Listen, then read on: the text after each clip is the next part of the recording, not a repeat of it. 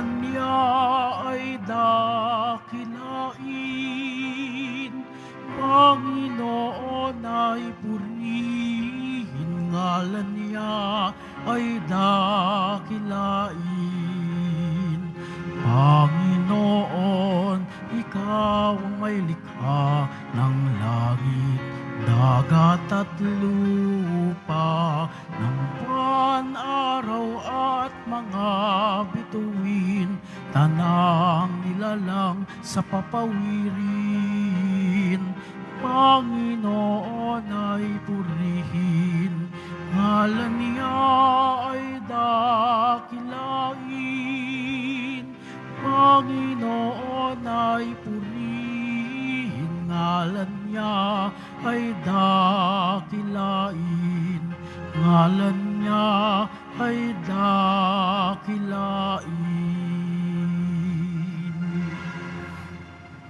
Sa ngalan ng Ama, ng Anak at ng Espiritu Santo. Amen. Sumainyo ang Panginoon. At sumayo rin. Mga kapatid, tinipon tayo bilang kaanib ng angka ng Diyos, kaya dumulog tayo sa mawaing Panginoon na nagpapatawad ng lubos. Sinugong tagapagpagaling sa mga nagsisisi, Panginoon, kaawaan mo kami. Panginoon, kaawaan mo kami. Dumating na tagapag-anyaya ang mga makasalanan ay magsisi, Kristo, kaawaan mo kami. Kristo, kaawaan mo kami. Nakaluklok ka sa kanan ng Diyos Ama para ipamagitan kami. Panginoon, kaawaan mo kami. Panginoon, kaawaan mo kami. Kawan tayo ng makapangyarihan Diyos, patawarin tayo sa ating mga kasalanan at patnubayan tayo sa buhay na walang hanggan. Amen. Papuri sa Diyos sa kaitasan.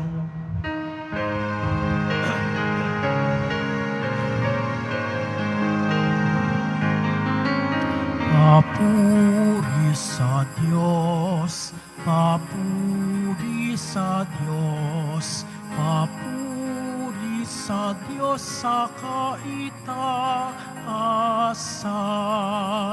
At sa lupa'y kapayapaan, at sa lupa'y kapayapaan, sa mga taong kinalulugdan niya. Pinupuri ka namin, dinarangal ka namin, sinasamba ka namin, ipinagbubunyi ka namin, pinasasalamatan ka namin, dahil sa dakila mo ang king kapurihan. Panginoong Diyos, Hari ng langit, Diyos amang makapangyarihan sa lahat, Panginoong Hesukristo, bugtong na anak, Panginoong Diyos, Kordero ng Diyos, anak ng Ama. Ikaw na nag-aalis ng mga kasalanan ng sanlibutan. Maawa ka sa amin. Ikaw na nag-aalis ng mga kasalanan ng sanlibutan. Tanggapin mo ang aming kahilingan. Tanggapin mo ang aming kahilingan. Ikaw na naluluklok sa kanan ng Ama, maawa ka sa amin, sapagkat ikaw lamang ang banal at ang kataas-taasan. Ikaw lamang, O Jesucristo, ang Panginoon, kasama ng Espiritu Santo sa kadakilaan ng Diyos Ama. Amen. Ng Diyos Ama. Amen. Papuri sa Diyos. Papuri sa Diyos. Papuri sa Diyos sa kaitaasan.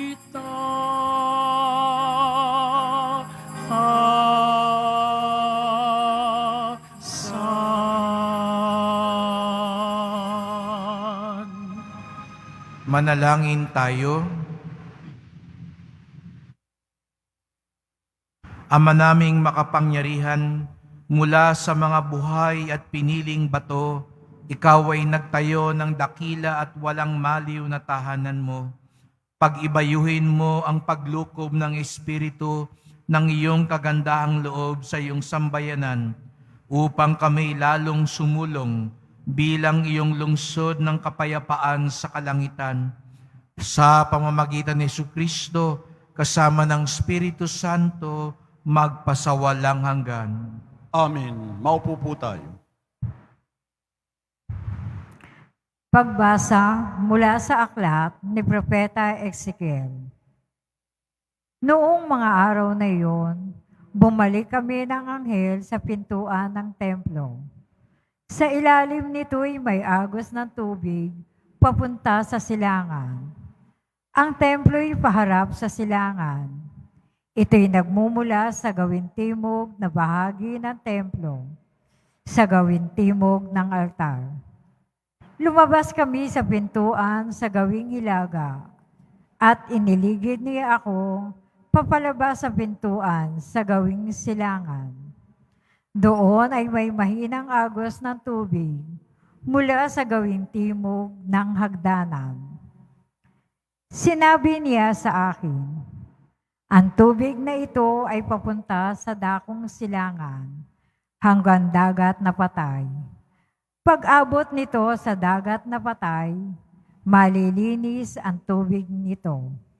Lahat ng lugar na maagusan nito ay magkakaroon ng lahat ng uri ng hayop at isda. Pagdating ng agos nito sa dagat na patay, magiging tabang ang tubig ng dagat. Lahat ng lugar na abutin nito ay magkakaroon ng buhay. Sa magkabilang pangpang ng ilog ay tutubo ang sari-saring punong kahoy na makakain ang bunga. Hindi malalanta ang mga dahon nito, ni mawawala ng bunga, pagkat ang didilig dito ay ang tubig na umaagos mula sa templo. Ito ay patuloy na mumumunga sa buong taon. Ang bunga nito ay pagkain at gamot naman ang mga dahon. Ang salita ng Diyos. Salamat sa Diyos.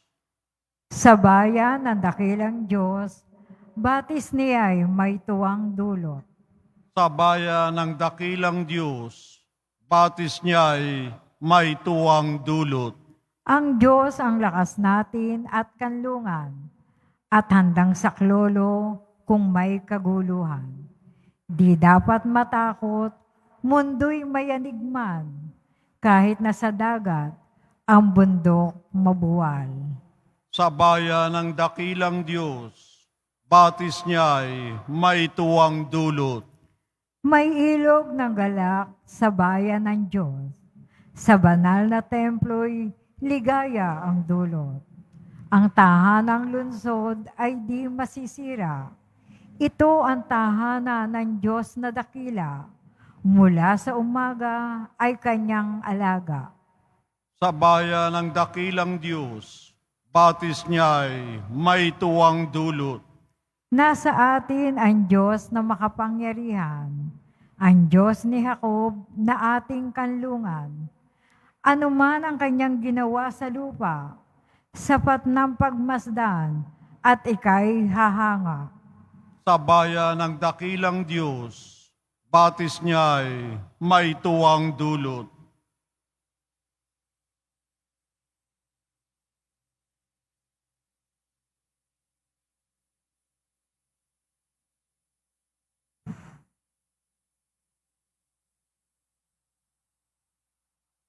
Pagbasa mula sa unang sulat ni Apostol San Pablo sa mga taga-Korento.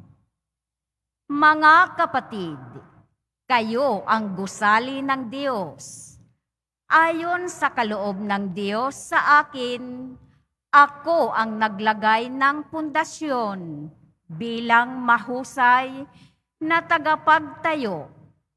Iba naman ang nagpapatuloy ng pagtatayo ng gusali. Ngunit maging maingat ang bawat nagtatayo sapagkat wala nang ibang pundasyon na maaaring ilagay liban sa nailagay na si Hesukristo. Hindi ba ninyo alam na kayo'y templo ng Diyos at naninirahan sa inyo ang Kanyang Espiritu? Parurusahan ng Diyos ang magwasak ng templo niya, sapagkat banal ang templo ng Diyos at kayo ang templong iyan. Ang salita ng Diyos. Salamat sa Diyos. Tumayo po tayo.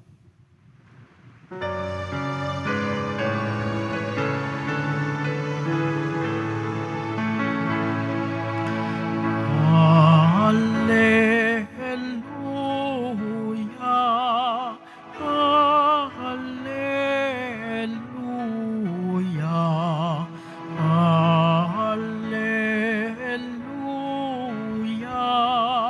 hallelujah.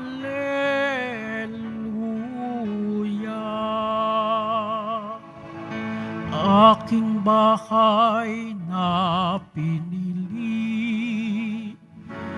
ay pagpapalaing lagi, na ngalan ko'y manatili. Hallelujah, hallelujah, hallelujah, hallelujah.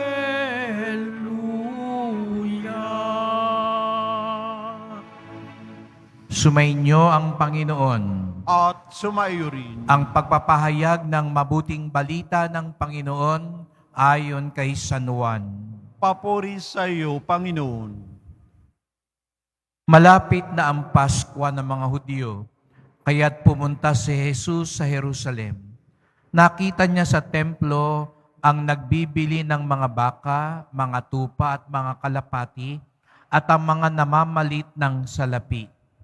Gumawa siya ng isang panghagupit na lubid at ipinagtabuyang palabas ang mga mangangalakal, pati mga baka at tupa. Isinabog niyang salapi na mga namamalit at ipinagtataob ang kanilang mga hapag. Sinabi niya sa mga nagbibili ng kalapati, "Alisin niyo rito ang mga iyan. Huwag ninyong gawing palengke ang bahay ng aking ama." Naalala ng kanyang mga alagad na sinabi sa kasulatan, "Ang aking malasakit sa inyong bahay ay parang apoy na nag-aalab sa puso ko."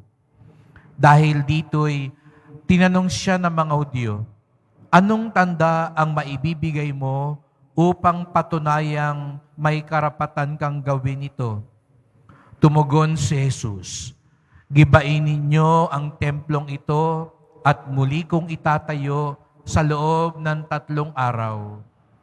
Sinabi ng mga Hudyo, 46 na taon na ang ginawa ang templong ito at itatayo mo lamang sa loob ng 3 araw.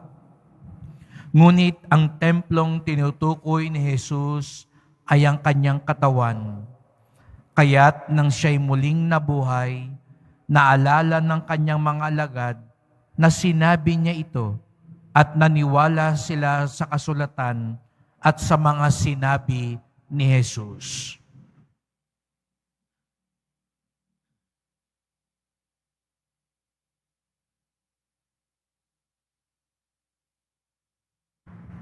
Ang mabuting balita ng ating kaligtasan. Pinupuri ka namin, Panginoong Heso Kristo. Maupo po tayo. Magandang umaga po sa inyong lahat at maligayang pagdating sa tahanan ng ating mahal na pong Jesus Nazareno. Pagbati din sa mga nasa online, lalo na po sa may sakit at nag-aalaga sa may sakit at mga kababayan, mga kadeboto natin mula sa iba't ibang panig ng bansa at daigdig na nais sumama sa pagdiriwang ng banal na misa dito sa ating Quiapo, sa Basilica Minor at Pambansang Dambana ni Jesus Nazareno. Ngayong araw na ito ay ipinagdiriwang natin ang pagtatalaga ng isang simbahan, ang Basilica Mayor ng San Juan de Lateran sa Roma, ang isa sa 4 na Basilica Mayor o mahalagang simbahan sa Roma. At dito sa atin sa Quiapo, ito'y lalo nating dapat gunitain. Lagi nyo kong narinig sa pag-welcome sa inyo na tayo'y nandito, ang simbahan ng Quiapo ay Basilica Minor ni Jesus Nazareno. Kung kaya nga mayroon tayong natatanging ugnayan sa mga basilika, sa mga malalaki at makasaysayan at mahalagang simbahan, lalo na ang simbahan ng Santo Papa. Kaya nga nakita niyo po yung mga tanda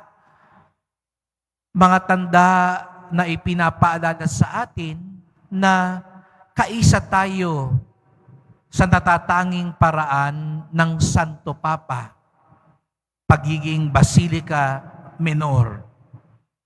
Kaya nga kahit nasa Roma ang simbahang yon, lahat ng simbahan ngayon ipinagdiriwang ang pagtatalaga nito sapagkat ito'y sumasagisag sa pagkakaisa din natin mga Katoliko sa pamumuno ng Santo Papa na ngayon ay si Papa Francisco. Sapagkat tayo'y nagkakaisa sa pagsamba, sa pagtuturo, at sa pagsasabuhay sa turo ni Jesus Nazareno. Kaya nga mahalaga ang simbahan. Ang gusali ay sumasagisag sa pagkakaisang ito. Marahil nakatagpo kayo ng mga tao na nagtatanong, bakit ka pa pumupunta sa simbahan? Pwede ka naman magdasal sa kwarto mo. Pwede ka naman magdasal sa opisina mo.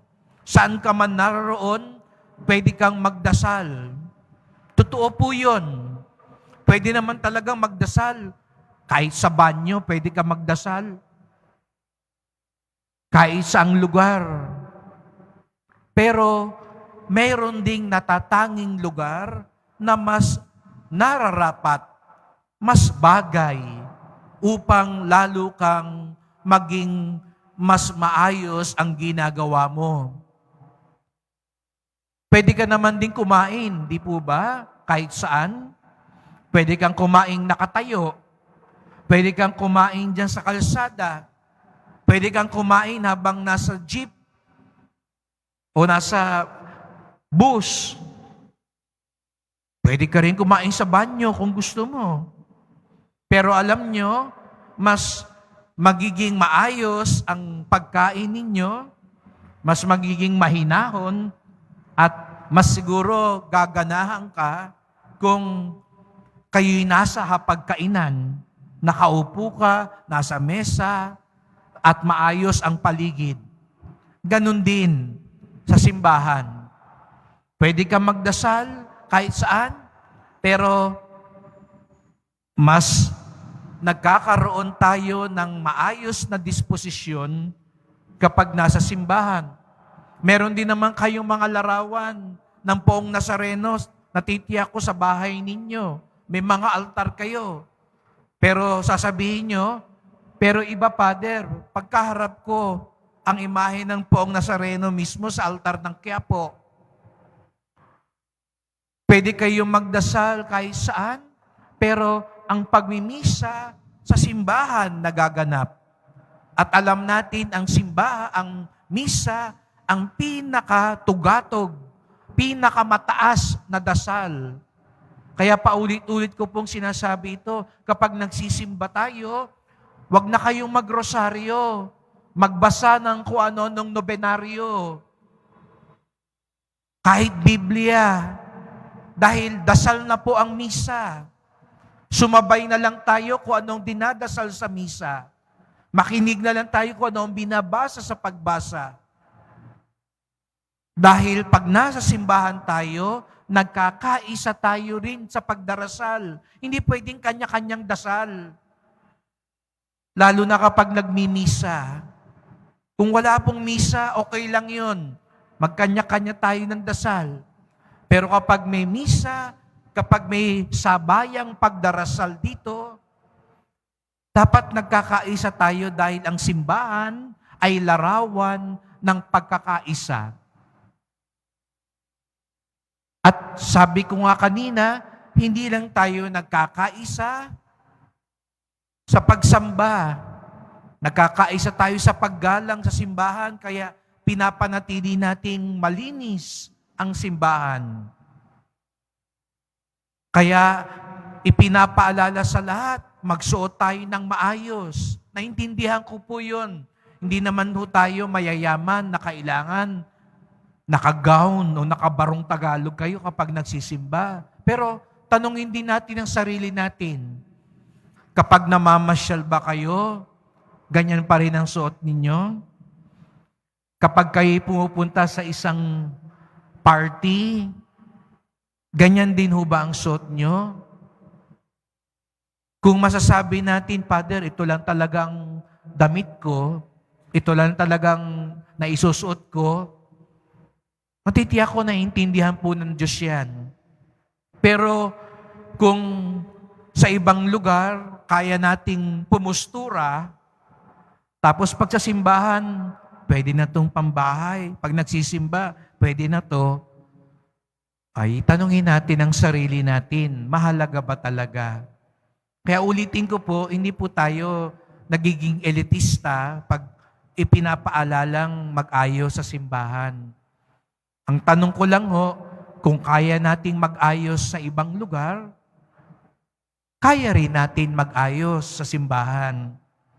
Kung masasabi talaga nating ito lang talaga ako, natitiyak ko, mauunawaan din po yun.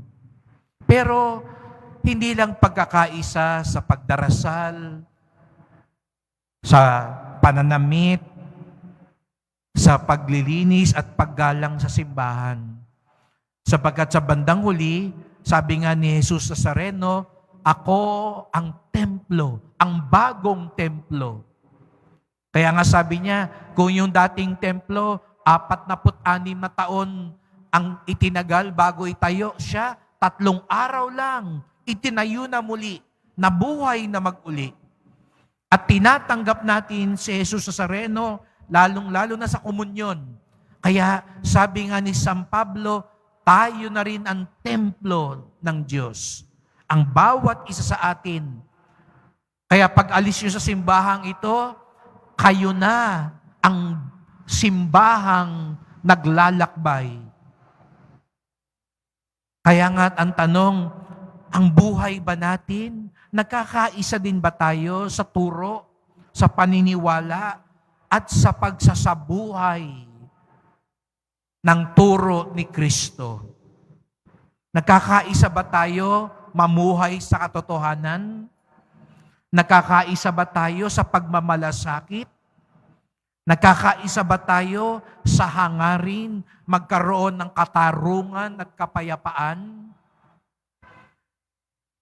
Nagkakaisa ba tayong maging katulad ni Jesus? Sapagkat yun ang diwa ng simbahan. Pagkaisahin tayo sa lahat-lahat at maging kaisa tayo ni Jesus. Paulit-ulit ko po ito nitong mga nakalipas na araw na ipinapaalala. Hindi palabas ang ating debosyon. Hindi ito pakitang tao lamang o pabalat bunga lamang. Ang debosyon natin, pinapalalim ang pakikiisa natin kay Jesus at pagkakaisa natin sa pagsunod kay Jesus. Kaya ang kapistahan ngayon ng simbahan ng San Juan de Lateran sa Roma ay nagpapaalala sa atin sa panawagan ni Kristo sa pagkakaisa. Alam niyo po ang simbahang yun, masasabi ko, malapit at kaugnay ng simbahan natin sa Quiapo. Alam niyo po kung bakit? Sapagkat ang pangalan ng simbahang Lateran sa Roma ay simbahan ng dakilang tagapagligtas at ni San Juan Bautista. Dalawa ho, masasabi natin, ang prominenteng mga personahe ng simbahan ng Lateran sa Roma. Si San Juan Bautista at ang Panginoong Jesucristo. Hindi ho ba silang dalawa din ang bida dito sa simbahan ng Quiapo? Ang mahal na pong Jesus Nazareno, ang ating tagapagligtas, at si San Juan Bautista. Kaya ituring natin na espesyal ang araw na ito. Nagkakaisa tayo sa Santo Papa bilang isang simbahan at higit sa lahat, tayo'y nagkakaisa bilang mga alagad ni Jesus Nazareno bilang isang buhay na simbahan, ang katawan ni Kristo dito sa lupa.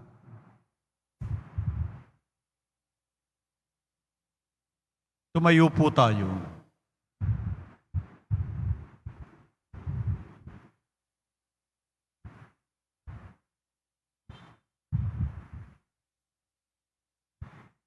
Mga kapatid, nananahan ng ating tagapagligtas sa buhay na templo ng kanyang simbahan, isang binyagang bayan na tinipon sa ilalim ng kahalili ni San Pedro. Manalangin tayo sa ating Ama, sa tulong ng banal na Espiritu, ang ating tugon, Panginoon, pagpalain mo kami sa iyong mga buhay na templo. Panginoon, pagpalain mo kami ang iyong mga buhay na templo. Ang pangdaigdigang simbahan, naway lumago sa pagkakaisa at pananampalataya sa pamamagitan ng ating katapatan sa Santo Papa. Manalangin tayo. Panginoon, pagpalain mo kami ang iyong mga buhay na templo. Ang mga bansa, naway mabuhay sa kapayapaan at iwasan ang paghihiganti at paglalaban. Manalangin tayo. Panginoon, pagpalain mo kami ang iyong mga buhay na templo. Ang mga naghahanap sa Diyos, naway matagpuan ang bato ng pananampalataya ni San Pedro at ang lakas ng loob ni San Juan Bautista. Manalangin tayo. Panginoon, pagpalain mo kami ang iyong mga buhay na templo. Atin nawang ipakita ang ating pananampalataya sa pamamagitan ng ating pangangalaga at paggamit sa gusaling ito ng simbahan. Manalangin tayo. Panginoon, pagpalain mo kami ang iyong mga buhay na templo. Ang mga yumao, naway, maging mga buhay na bato sa walang hanggang templo. Manalangin tayo. Panginoon, pagpalain mo kami ang iyong mga buhay na templo. Tahimik nating idulog ang iba pa nating kahilingan.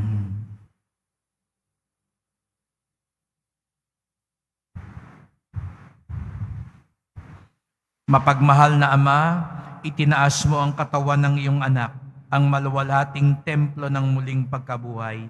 Bilang kanyang katawang mistiko at templo sa lupa, inialay namin sa iyo ang aming mga panalangin, taglay ang pag-asa ng makabahagi kami sa gayon ding muling pagkabuhay. Hiling namin ito sa pamamagitan ni Kristong aming Panginoon. Amen. Maupo po tayo.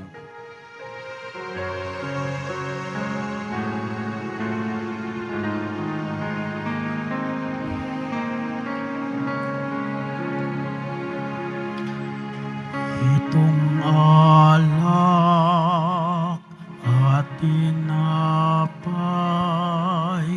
ay handog sa'yo, Ama.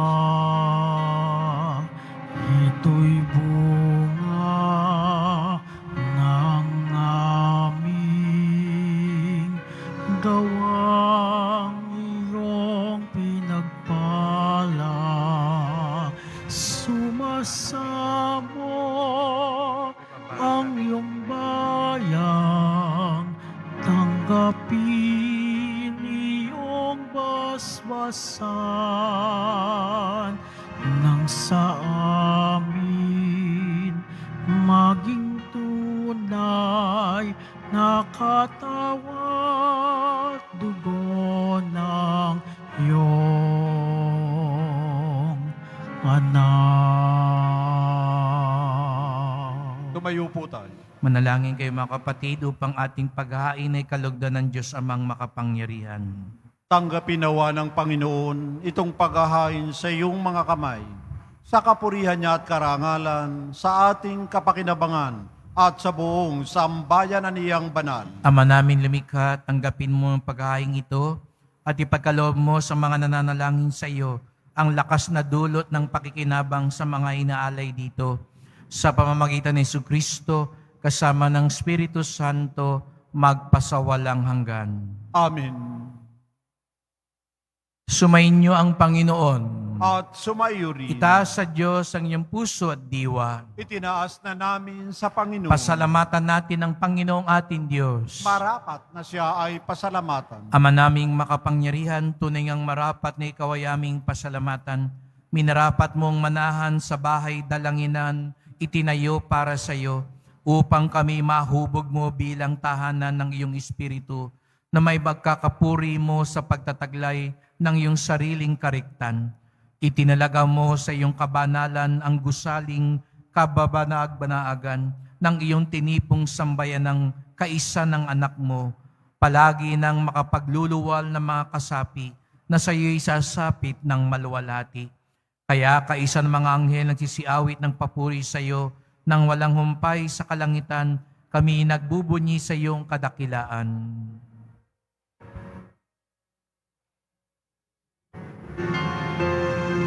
Santo, Santo, Santo, Panginoong Diyos ng mga hukbo, napupuno ang langit at lupa ng kadakilaan mo. Hosana, Hosana sa kaitaasan, pinagpala ang naparirito sa ngalan ng Panginoon. Hosana, Hosana sa kaitaasan.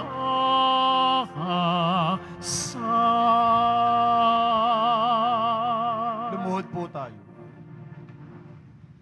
Ama naming banal, ikaw ang bukal ng tanang kabanalan, kaya sa pamamagitan ng iyong Espiritu, gawin mong banal ang mga kaloob na ito, upang para sa amin maging katawan at dugo ng aming Panginoong Hesukristo. Bago niya pinagtiis ang kusang loob na maging handog, hinawakan niya ang tinapay, pinasalamatan kanya, pinaghati-hati niya ito at iniabot sa kanyang mga alagad at sinabi, "Tanggapin ninyong lahat ito at kanin. Ito ang aking katawan na ihahandog para sa inyo."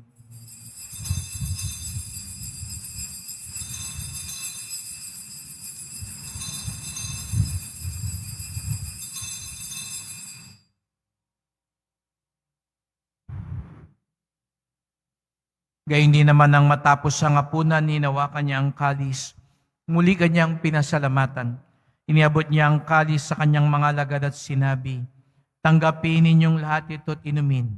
Ito ang kalis ng aking dugo, ng bago at walang hanggang tipan. Ang aking dugo na ibubuhos para sa inyo at para sa lahat, sa kapagpapatawad ng mga kasalanan. Gawin niyo ito sa pag-alaala sa akin."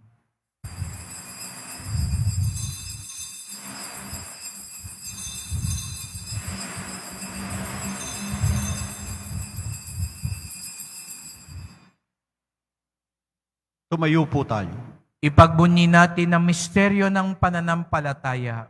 Si Kristo'y namatay, si Kristo'y nabuhay, si Kristo'y babalik sa wakas ng panahon. Ama, ginagawa namin ngayon ang pag-alaala sa pagkamatay at muling pagkabuhay ng iyong anak.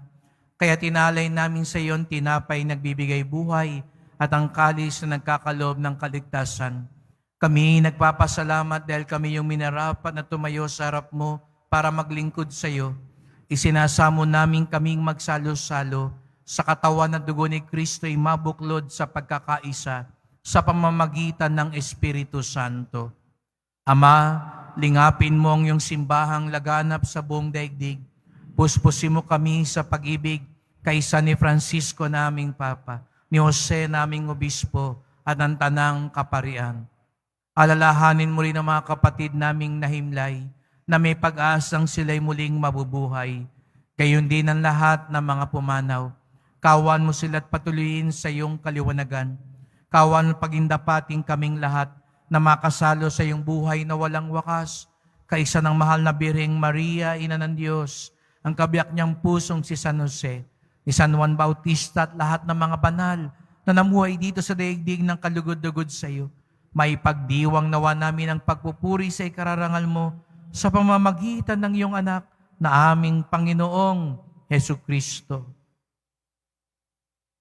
Sa pamamagitan ni Kristo, kasama niya at sa Kanya, ang lahat ng parangal at papuri ay sa iyo, Diyos Amang makapangyarihan, kasama ng Espiritu Santo, magpasawalang hanggan.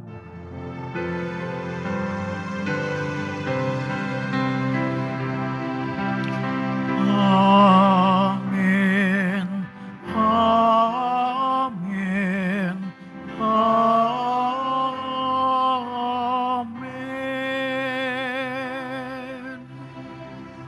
Bilang isang pamilya, sama-sama tayong tumawag sa ating Ama sa langit.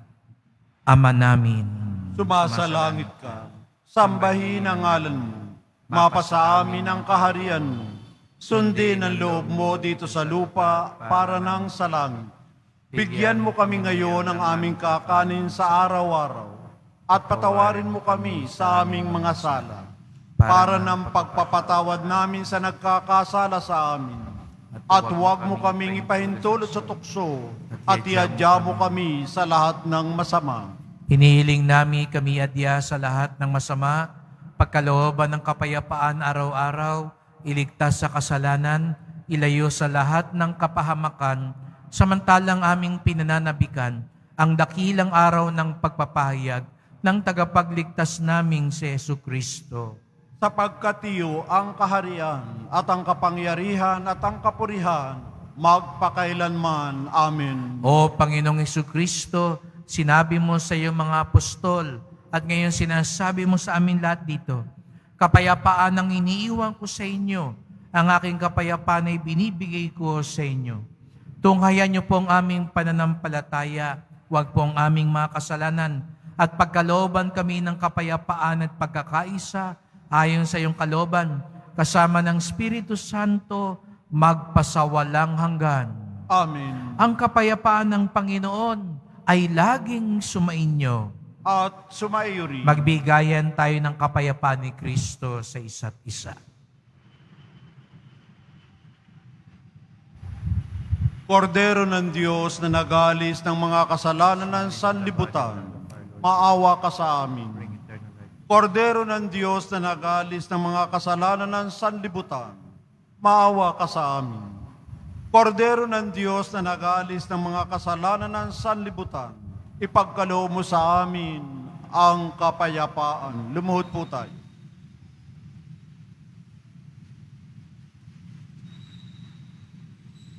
Narito ang ating Panginoong Jesucristo, ang dahilan ng ating pagkakaisa. Ang kordero ng Diyos nag-aalis ng mga kasalanan ng sanlibutan, mapapalad ang inaanyahan sa kanyang piging. Panginoon, hindi ako karapat-dapat na magpatuloy sa iyo, ngunit sa isang salita mo lamang ay gagaling na ako.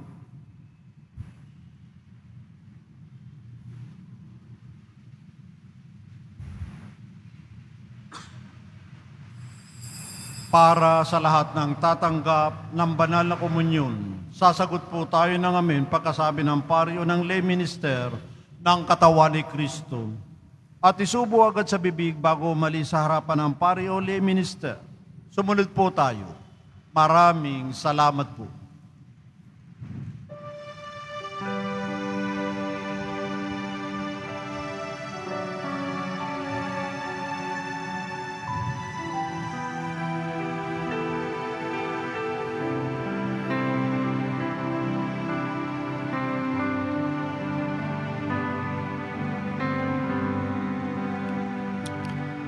How lovely is your dwelling place, O Lord, mighty God, Lord of all.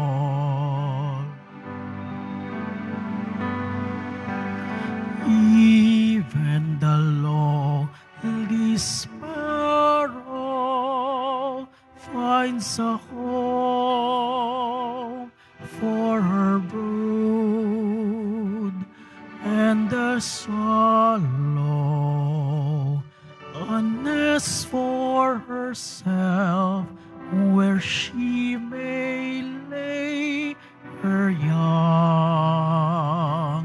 In your altars, my King and my God.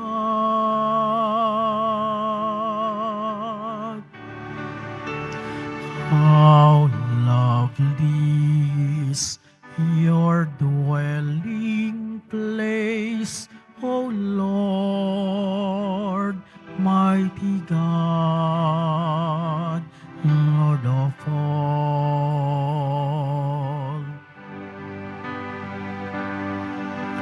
Blessed are they whose dwelling is your own, Lord of peace.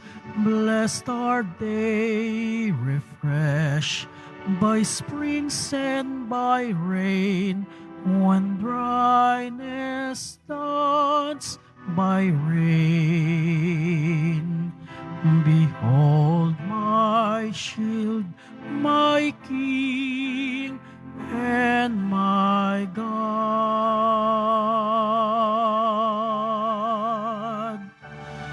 How lovely is your dwelling place, O Lord, mighty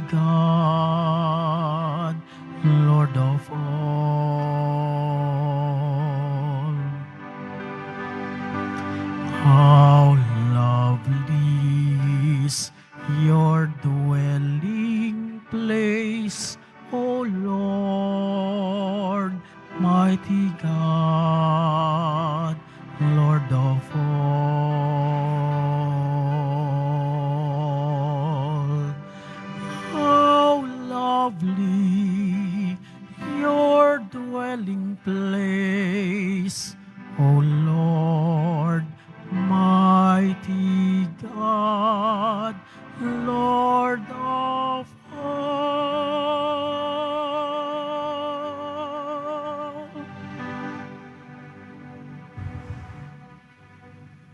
Announcement.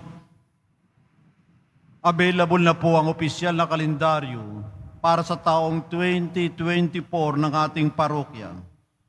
Sa mga nagnanais bumili, maaari kayong magtungo sa ating Paris Office.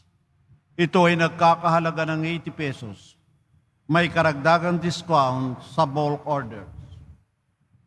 Available pa rin po ang ating mga All Souls envelope sa mga nagnanais. Maaari kayong kumuha malapit sa mga pintuan ng ating simbahan o sa information card. Isulat lamang po ang mga pangalan ng mga kamag-anak, kaibigan, at mga kakilalang na mayapa o sa makabilang buhay na. At sa buong buwan ng Nobyembre, ito po ay ating isasama sa lahat ng mga misa na nagaganap sa ating simbahan. Pagkatapos ng misa, wiwisikan po ang lahat ng banal na tubig. Pinakikiusapan ng lahat na manatili lamang muna sa inyong mga lugar. Sa Quezon Boulevard o sa Plaza San Juan ang labasan ng lahat. Sumunod po tayo.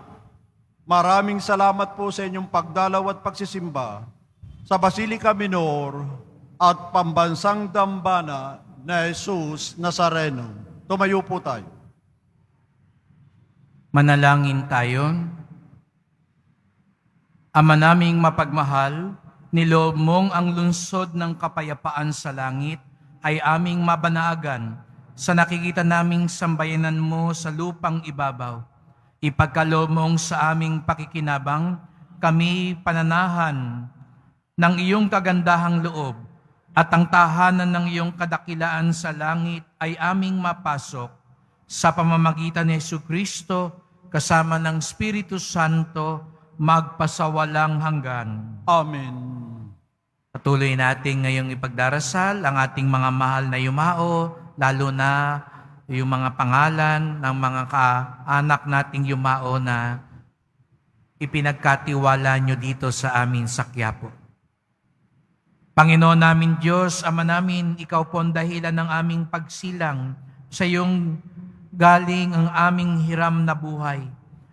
Buong kababaang loob po kaming nananalangin at kami nagmamakaawang kalugdan mo po ang mga kaluluwa ng mga pumanaw na sa mundong ito.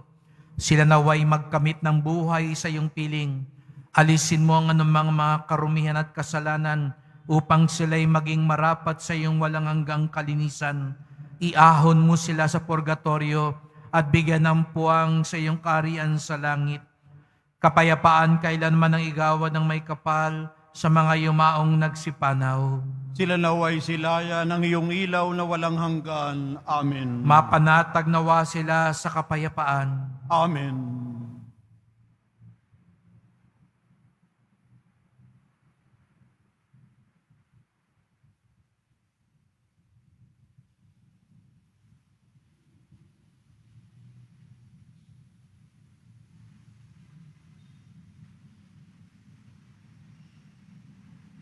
Salamat po sa inyong pagpunta dito sa Quiapo. Ingat po kayo sa pag-uwi. Salamat po sa mga naglingkod sa misa at sa inyong tulong sa simbahan, mga pamisa, love offerings, online donations, sa mga tumutulong po sa pagpapaayos, paglinis at mga gawain sa simbahan. Marami-rami pa ho tayong kailangang gawin, kaya sana po marami pa rin po ang tumulong.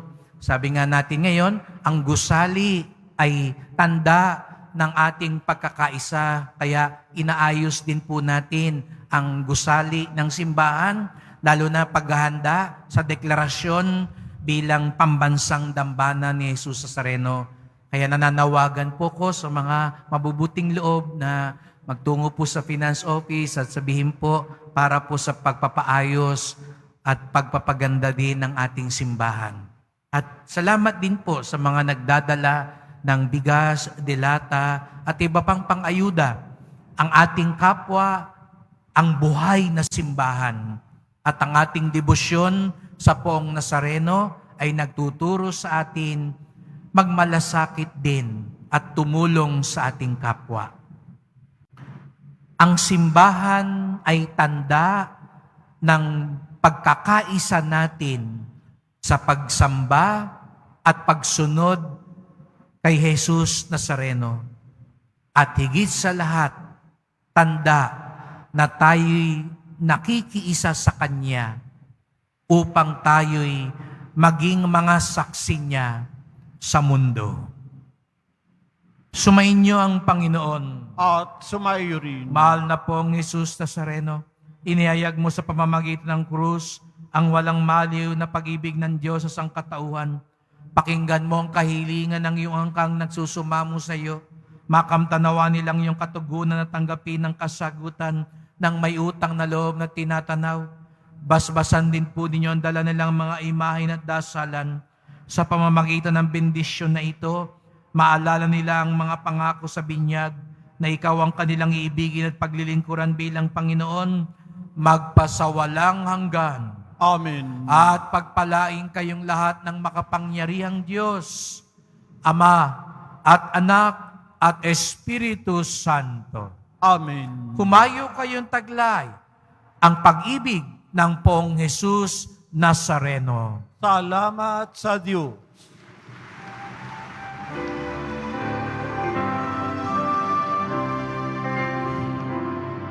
Nuestro Padre Jesus Nazareno, sinasamba ka namin. Pinipintuho ka namin. Aral mo ang aming buhay at kaligtasan. Nuestro Padre Jesus Nazareno, iligtas mo kami sa kasalanan. Ang krus mong kinamatayan ay sagisag ng aming kaligtasan. Nuestro Padre Jesus Nazareno, dinarangal ka namin. Nuestro Padre Jesus Nazareno, niluluwalhati ka namin. Nuestro Padre Jesus Nazareno, dinarangal ka namin. Nuestro Padre Jesus Nazareno, niluluwalhati ka namin.